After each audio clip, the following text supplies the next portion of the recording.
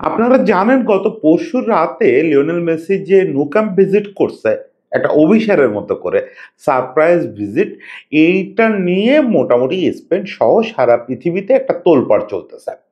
এক তো সরল একটা তোলপাড়ের কারণ হচ্ছে যে মেসি যে এরকম হঠাৎ করে দীর্ঘকাল পরে সেই 2021-এর পরে গিয়ে হঠাৎ করে ন্যু ক্যাম্প ভিজিট করতে পারে, তাও নির্মাণাধীন ওই স্ট্রাকচারের মধ্যে ঢুকতে পারে, এটা আসলে কারো কল্পনাতে ছিল না।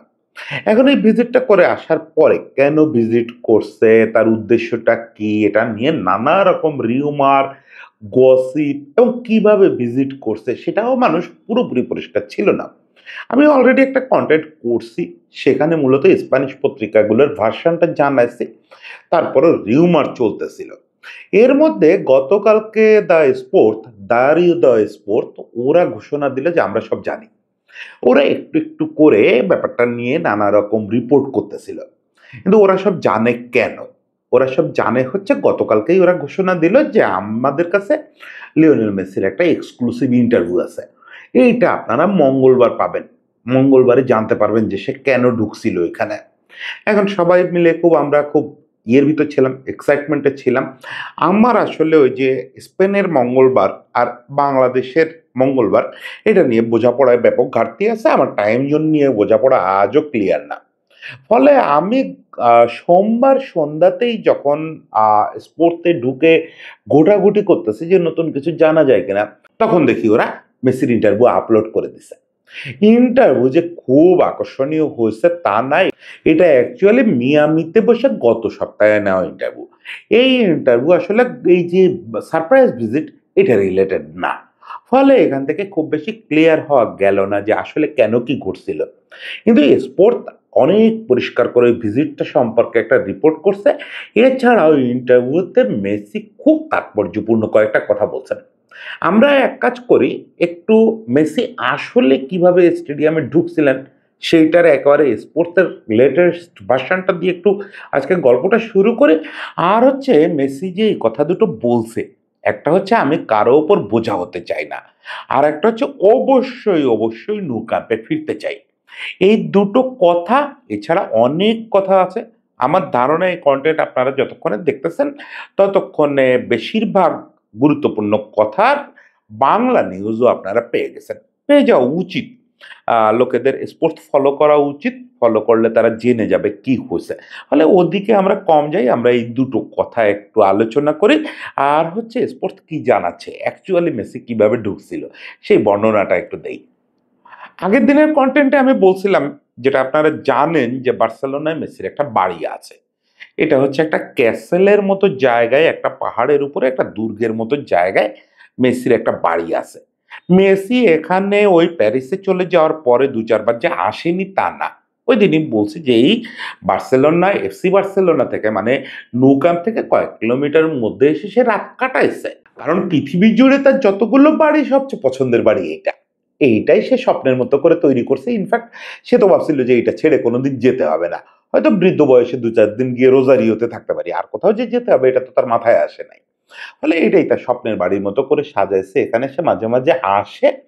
কিন্তু ইন্টারেস্টিং হচ্ছে, আমার যেটুকু জানতে পারছিলাম ওই দিন, যে এই বাড়িতেই উঠছিল ডিপলকে নিয়ে ওই যে ক্যাম্পে যাওয়ার পথে। এই বাড়ি থেকেই সে নু ক্যাম্পে গেছে না। এইখানেই আসলে একটা ঘটনা, যেটা স্পোর্টস জানাচ্ছে তাতে বোঝা যায় মেসি ব্যাপারটা অনেক আগে থেকে ভেবে করছে। প্রথমত সে বাড়িতে উঠেই নাই ওই রাতে। ওই রাতে সে উঠছে এক্কেবারে নৌ ক্যাম্পের পাশে একটা 5 স্টার হোটেলে।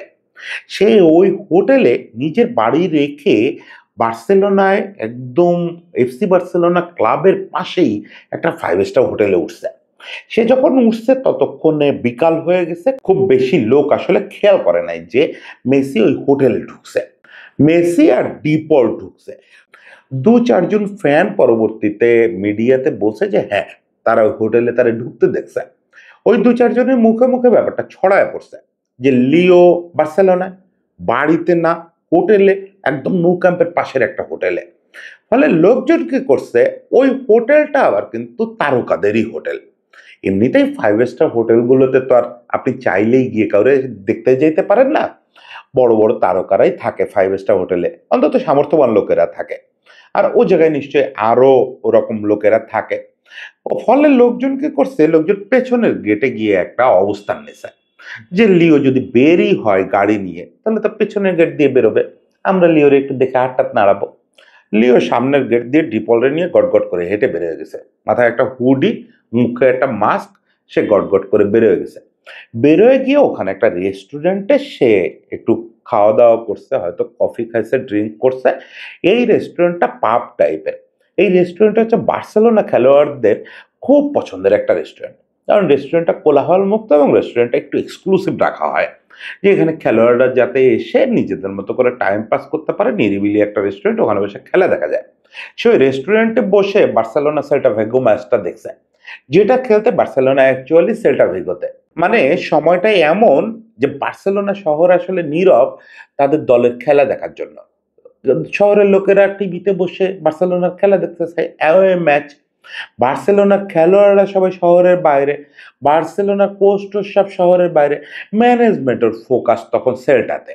ম্যানেজমেন্ট কেউই আসলে শহরে ফোকাস নাই। ওদিকে শহরের প্রাণভোমরা তখন ওখানেই এক রেস্টুরেন্টে বসে, পাব টাইপের এক রেস্টুরেন্টে বসে সে টিভিতে খেলা দেখতেছে। খেলা শেষ হওয়ার পরে সে টিপলকে বলছে চলো, বলে দুজনে গাড়িতে উঠছে। উঠে গাড়িটা কনস্ট্রাকশন যে জায়গায় শুরু হয়েছে তার অনেক আগে গাড়িটা পার্ক করায় দিছে। পার্ক করায় ওখান থেকে দুজন হাঁটা শুরু করছে। এই হাঁটার পথে তাদের সঙ্গে দেখা হয়েছে একেবারে বার্সেলোনার স্থানীয়, মানে ওই ইসের কাছেই, এফসি বার্সেলোনা ক্লাবের পাশেই থাকেন এক ভদ্রলোক। উনি বার্সেলোনার ডাইহার্ড ফ্যান এবং ক্লাব মেম্বার। ওনার সঙ্গে দেখা হয়েছে, ওনার সঙ্গে একটা সেলফিও তুলছে।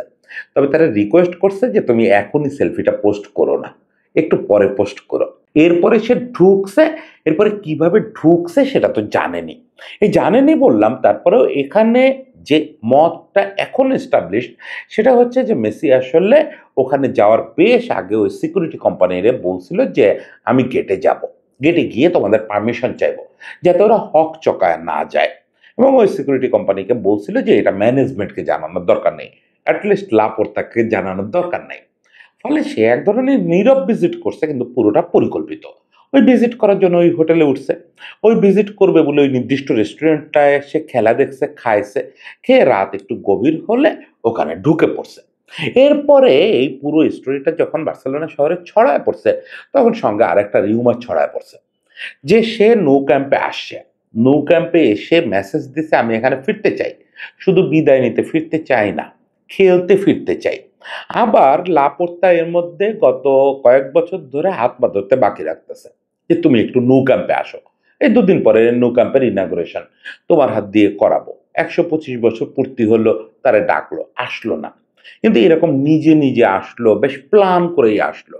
হঠাৎ করে বার্সেলোনায় আসছি আর আবেগের চোটে চলে আসছি, ব্যাপারটা আগের দিন যেরকম সবাই ভাবছি তা কিন্তু না, বেশ পরিকল্পনা করেই আসছে। তাহলে ব্যাপারটা কি? এখন একটা জবাব খুব রটে গেছে বার্সেলোনা শহর জুড়ে যে মেসি নির্বাচন করবে। মেসি বার্সেলোনা প্রেসিডেন্ট হিসাবে নির্বাচন করবে। মেসি তো বার্সেলোনার মেম্বার, ফলে মেসি নির্বাচনের অধিকার আছে তার, সে নির্বাচন করতে পারে। তার আগে সে হয়তো এক সিজন খেলতে পারে, খেলার পরে কিছুটা সময় হয়তো সে ম্যানেজমেন্টে দিবে, এরপরে সে নির্বাচন করবে। এই ব্যাপারগুলো সত্যি কিনা কিছুই বোঝার কোনো উপায় নাই। কারণ স্পোর্টস যে হাইপটা তৈরি করছিল যে তারা বোধহয় ওই রাতেই ইন্টারভিউ নিয়েছে মেসির, যে তারা ডিটেল জানাবে। অ্যাকচুয়ালি স্পোর্ট তো একটা স্রোতে গা ভাসালো, সময়ের সুবিধা নিল। সেটাই আসলে ইন্টারভিউটা দেখে সেই হতাশাটা তৈরি হলো যে এটা আসলে মায়ামিতে বসে ইন্টারভিউটা নেওয়া, মানে এখানে সে আসার বেশ আগেই। ফলে এখানে ওই অভিসার সম্পর্কে কিছু নাই, ওই নৈশ অভিযান সম্পর্কে কিছু নাই। কিন্তু গুরুত্বপূর্ণ কথা আছে। প্রথমত হচ্ছে বার্সেলোনা নিয়ে অনেক স্মৃতিচারণ করছে। বার্সেলোনার কি মিস করে, বার্সেলোনায় থাকতে কেমন লাগতো, প্যারিসে যাওয়ার পরে কেন খারাপ লাগতো, এখন আবার মায়ামিতে গিয়ে কেন ভালো লাগতেছে। আপনারা চাইলে স্পোর্টসে ঢুকে পুরো ইন্টারভিউটা টেক্সট আকারে আছে, আপনারা কপি করে চ্যাটজিপিটি দিয়েই অনুবাদ করে ফেলতে পারবেন বা গুগল ট্রান্সলেটর দিয়ে অনুবাদ করে ফেলতে পারবেন। আপনার কোনো মিডিয়ার জন্য ওয়েট করার দরকার নেই, নিজেই পড়ে নিতে পারবেন। বেশ ভালো ইন্টারভিউ, কিন্তু গদবাঁধা ইন্টারভিউ। শুরুর দিকটা অন্তত তেমন কিছু নাই। একেবারে শেষ দিকে গিয়ে দুটো গুরুত্বপূর্ণ জায়গা আছে। একটা হচ্ছে যে নৌ ক্যাম্পে আমি ফিরতে চাই। তাকে জিজ্ঞেস করা হয়েছে যে, "আপনি কি বার্সেলোনায় ফিরতে চান?" তো সে বলল, "আমি তো বার্সেলোনারই। আমি তো বার্সেলোনায় ফিরেই আছি।" তখন জিজ্ঞেস করা হয়েছে যে, "ন্যু ক্যাম্পে ফিরতে চান কিনা? মানে এফসি বার্সেলোনায় ফিরতে চান কিনা?" সে বলছে, "অবশ্যই ফিরতে চাই। অবশ্যই ফিরতে চাই।" ওই মেসেজে যেটা বলছে যে, সেটা এমন না যে আমি আসলে একটা বিদায়ী অনুষ্ঠানে ফিরতে চাই। এর মধ্যে আমাকে অনেকে বলছে আমি কোনো অনুষ্ঠানে ফিরতে চাই না। আমি ফিরতে চাই খেলোয়াড় হিসাবেই ফিরতে চাই। আমি আরেকবার বার্সেলোনার হয়ে খেলতে চাই। তারপরে তাকে বলা হয়েছে যে নানা রকম গুঞ্জন আছে। আপনি বার্সেলোনার প্রেসিডেন্ট ইলেকশন করতে পারেন, আপনি বার্সেলোনার স্পোর্টিং ডিরেক্টর হিসেবে কাজ করতে পারেন। তো সে বলছে যে, "আমি তো জানি যে আমি রিটায়ারমেন্টের পরে কোচিং হয়তো করাবো না। ফলে আমি কোনো না কোনো ভূমিকা ফুটবলের সঙ্গে থাকবো। আর সেটা হোয়াই নট বার্সেলোনা? আমি যেহেতু এই সিটির ছেলে, আমি যেহেতু এইটা আমার হোম, বার্সেলোনা আমার হোম, নো ক্যাম্প আমার বাড়ি। আমি নতুন করে যে স্টেডিয়ামটা তৈরি হচ্ছে ওই স্টেডিয়ামটায় খেলতে চাই। ওই স্টেডিয়ামটার ভিতরে আবার আমি আগের বাড়িতে যেরকম হোমটারে যেভাবে ফিল করতাম সেভাবে ফিল করতে চাই। ফলে খেলা ছাড়ার পরে তো কোনো একটা ভূমিকায় আমি বার্সেলোনাতেই থাকতে চাইবো। এফসি বার্সেলোনাতেই থাকতে চাইবো।" ফলে এটা গুঞ্জন কোনটা সত্যি আমি জানি না। কিন্তু কোনো না কোনো ভূমিকাতে আমি আ নো ক্যাম্পে থাকতে চাই। এইটা হচ্ছে সে পরিষ্কার করছে। তার মানে ২ টো জিনিস এখানে পরিষ্কার হয়ে গেল। এক হচ্ছে সে কোনো না কোনোভাবে সে নেক্সট সিজন হোক, তার পরের সিজন হোক, সে বার্সেলোনায় একটা সিজন খেলতে চায়। যেহেতু টিমটা এফসি বার্সেলোনা, এটা তো কোনো থার্ড ডিভিশন টিম না যে মেসির বয়স ৪১ হয়ে যাওয়ার পরেও মেসিকে নিবে। মেসির এখনো যে ফর্ম আছে বার্সেলোনার প্লেইং স্টাইলে, মেসি হয়তো আগামী বছরও খেলতে পারবে। তার মানে মেসিকে সিদ্ধান্ত নিতে হবে দ্রুত যে সে বিশ্বকাপের পরপরই তাহলে কি বার্সেলোনায় চলে আসবে কিনা।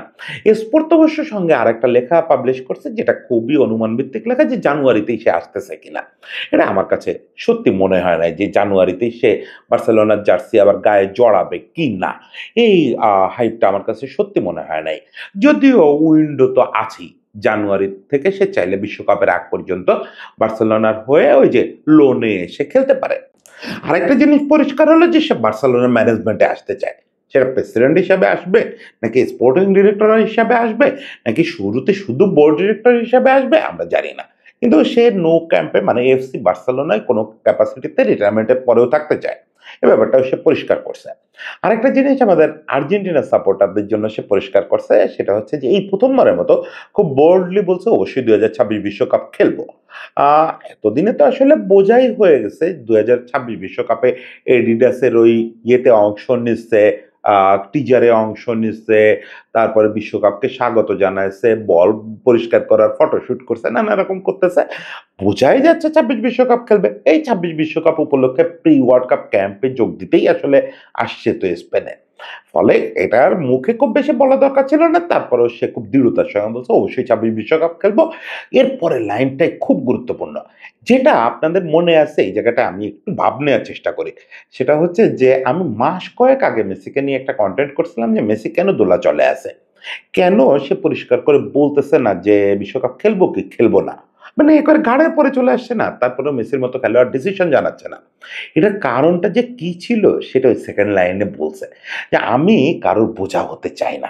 আমি কোনো একটা দলে কখনো ১ টা মিনিটের জন্য বোঝা হয়ে থাকতে চাই না। আমি আসলে কনফার্ম হওয়ার জন্য ওয়েট করতেছিলাম যে আমি বিশ্বকাপ খেলতে পারবো কিনা। এর ভিতরে কোনো রকম কোনো বিনয় বা বাহুল্য ছিল না। আমি সবসময় নিজের জাজ করছি। যে আমি টিমের সঙ্গে থাকলে টিমের উপকার হবে আমি জানতাম। কিন্তু সেইটা করতে গিয়ে টিমের বোঝা হয়ে যায় কিনা। মানে 11 এ থাকলে আমি কারো জায়গা নষ্ট করি কিনা। এটা যদি হয় তাহলে তো আমার টিমের ক্ষতি। ওটা তো আমার টিম। একই কথা আমার বার্সেলোনার ক্ষেত্রেও সত্যি। আমি বার্সেলোনার বোঝা হয়ে খেলতে চাই না। আমি ওইটা ফিল করতে চাই যে বার্সেলোনার টিমে আমার জায়গা আছে। জায়গা না থাকলে আমি বেঞ্চে বসে থাকবো। সেই জিনিসটা আমি সব দলে খেলার সময় নিশ্চিত হতে চাই আগে। যে আমি কোথাও বোঝা না হয়ে যাই। এমন না হয় যে শুধু নামের কারণে আমাকে খেলাতে হচ্ছে, খেলাতে গিয়ে দলের ক্ষতি হচ্ছে। সেটা আমি জীবনে করতে চাই না। এইটা হচ্ছে লিওনেল মেসি। এই যে স্পোর্টের এত বড় একটা ইন্টারভিউ পড়লাম না বসে, বসে, আপনারাও পড়বেন। বাংলায় নানা রকম নিউজ পাবেন। আর বললামই তো যে কিভাবে পুরোটা পড়তে পারবেন।